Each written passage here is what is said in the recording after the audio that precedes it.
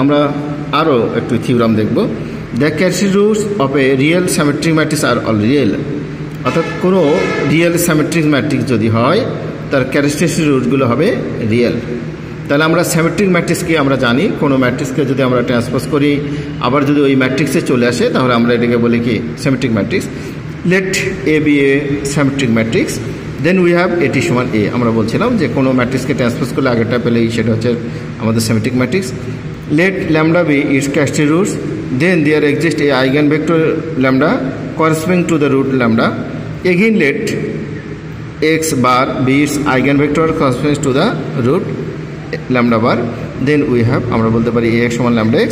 আমরা বলছিলাম পরেরটা ax বার সমান কি lambda bar x. Now perimeter both side of 1 by conjugate transpose x conjugate transpose and 2 by কি x to the power t।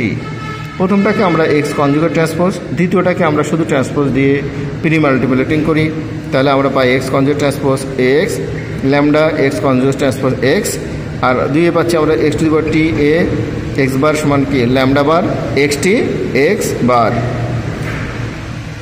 তাহলে আমরা পরে networking the transpose of both side of 4 we get.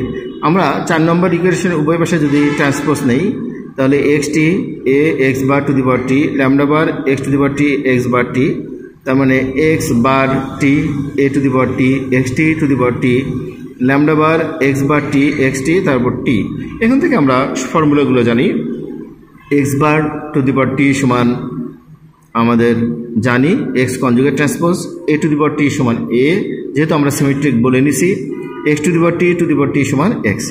Now by 3 and 5 3 এবং 5 যে ইকুয়েশনটা ছিল এই equation থেকে আমরা পাই lambda x conjugate transpose into x সমান lambda bar x conjugate transpose into x। উভয় পাশ থেকে যদি আমরা x কনজুগেট ট্রান্সপোজ x যদি কমন নেই তাহলে lambda minus lambda bar into x conjugate transpose x equal 0।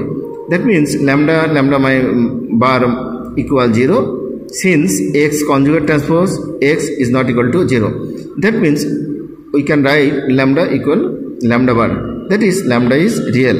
Thus the characteristic roots of a real symmetric matrix are all real. So we proved that the characteristic roots of a real symmetric matrix are all real. তো প্রিয় শিক্ষার্থীরা আজকে পর্যন্ত আল্লাহ হাফেজ।